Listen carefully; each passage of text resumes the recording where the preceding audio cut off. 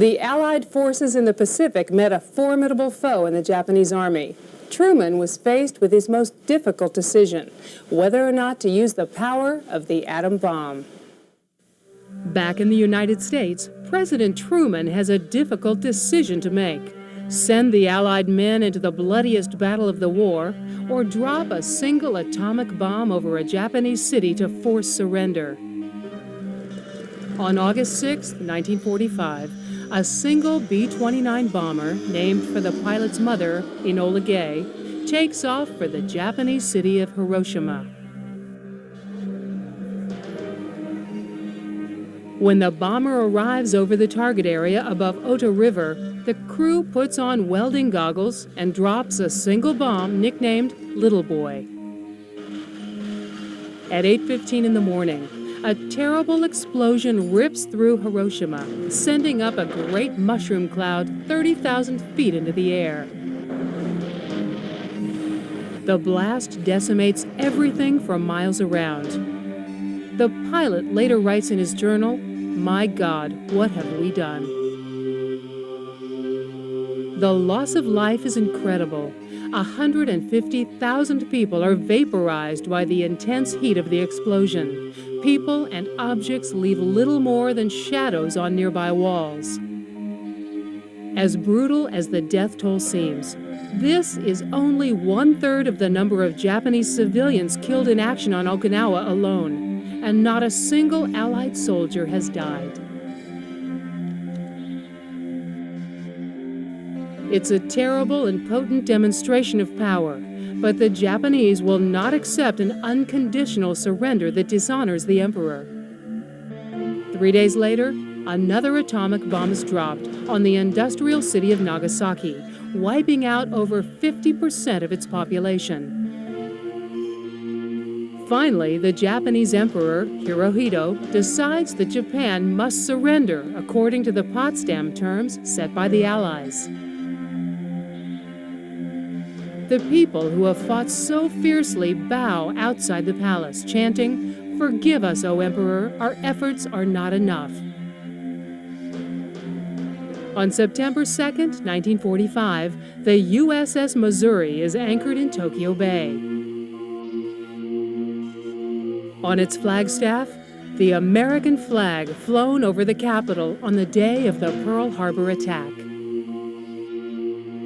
The Supreme Commander for the Allied powers will now sign on behalf of all the nations at war with Japan. The Japanese are astonished by MacArthur's courteous treatment of the defeated army.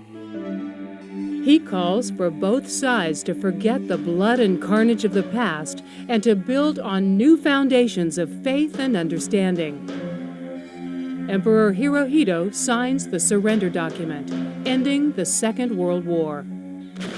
After the devastation in Japan and the fall of Berlin, the whole world finally bears witness to the horrors of war and the human capacity for cruelty. In November of 1945, the Nazis responsible for war crimes and atrocities are brought before a panel of British, American, and Soviet judges. The evidence against them is overwhelming. The Reich's remaining lieutenants are convicted by their own well-kept records of the Holocaust. They're shown films of the concentration camps. Some are repentant, but Hermann Göring coldly remarks, "It was such a nice afternoon." Then they showed that awful film. Göring dies by swallowing a cyanide pill just hours before his date with the hangman. But 10 other Nazis die on the gallows in October of 1946. The Nuremberg trials, which followed the surrender of Germany, revealed the underlying evil which permeated the Third Reich. The full extent of the Third Reich's atrocities begin to surface. My name is Magda Bass. I am a survivor of the Holocaust. 1944, when the Germans marched in, that was the first time that we heard about being taken to a work camp. We had to pack 40 pounds of personal belongings and were taken to a ghetto first. And then we were taken from there again to the railroad stations, and we got on these railroad cars to Auschwitz. We traveled 3 nights and 4 days. I don't remember any toilet facilities. I don't remember anything we ate there, because I do remember the cries of the people whose dear ones, relatives, needed help. They were dying, they were sick, they had to sit down, but it was impossible to do that. In Auschwitz, as we arrived, it was the first time that we only saw German Nazis. They separated mothers from their daughters, and they separated sisters from each other.